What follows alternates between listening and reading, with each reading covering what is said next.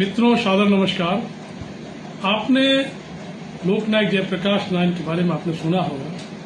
उन्होंने भूदान में अपनी एक बहुत काफी समय दिया और अहिंसक क्रांति के लिए उन्होंने जीवन दान की घोषणा की थी बोधगया के समन्वय आश्रम में। उस संबंध में आज मैं बात करना चाह रहा हूं कि जेपी ने कहा था पार्ट 46 जिसमें उन्होंने कहा था कि यह एक मानवीय क्रांति है और इसका उद्देश्य समाज के साथ मनुष्य को बदलना है। जयप्रकाश जी ने निश्चय किया कि इसके लिए अपना जीवन समर्पित करेंगे। उन्होंने नेहरू जी को पत्र लिखा।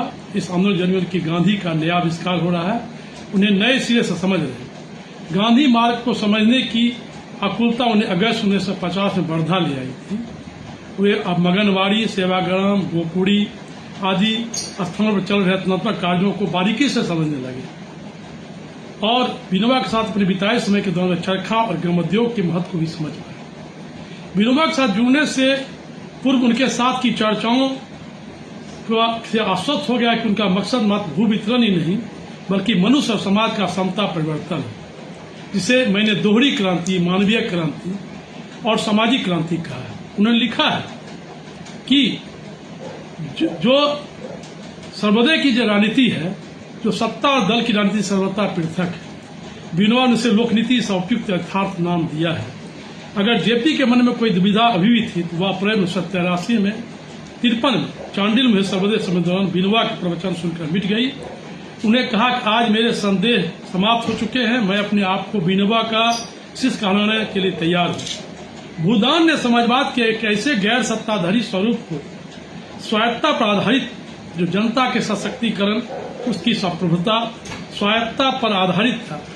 जेपी महसूस कर रहे थे कि यह लोकतंत्र में महान प्रयोग था, शायद इतिहास का महानतम प्रयोग। यह संपूर्ण क्रांति को पहला कदम था, सामाजिक, राजनीतिक, आर्थिक, नैतिक और बौद्धिक क्रांति। भूदान मार्क्सवादी आदर्श को भी प्रतिध्वनित करता था, सबसे उनकी क्षमता अनुसार, सबको उनकी आवश्यकता अनुसार।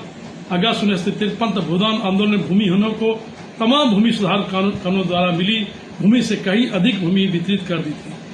जेपी को विश्वास था कि इस आंदोलन के जरिए भूमिहीन और बेदखल लोगों में एक नई चेतना जन्म देगी। ये लोग पहचान रहे थे उनकी जमीन पर उतना अधिकार जितना कि जमींदारों का। जमीन समुदाय की है, उस पर काम करने वाले हर व्यक्ति उनकी उपज में हिस्सा लेने का अधिकार है। जब भूमिहीन किसानों ने जमीन जोतने से इनकार किया, जेपी को उसमें आर्थिक क्रांति के बीज दिखाई दिए।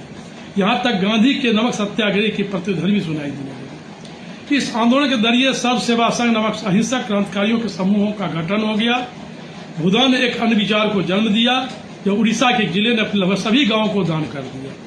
इन सभी गांवों की सारी जमीन का समानता के आधार बंटवारा हो गया। उत्तर प्रदेश के हमीरपुर जिले के मगरौट गांव का दान हुआ। इस तरह भूमि के स्वैच्छिक सामीकरण के लिए ग्रामदान आंदोलन का जन्म हुआ, जो भूस्वामियों का स्वामित्व के अधिकार को छोड़ने और जमीन का एक हिस्सा भूमिहीनों को उसकी उपज का एक हिस्सा गांव के लिए दान करने की राजी कर रहा था। और जेपी ने इसे एक ठोस कदम मानते थे, जिसके भीतर गांधी के रामराज और ट्रस्टीशिप की भावना समाई थी। मित्रों, आज इतना ही।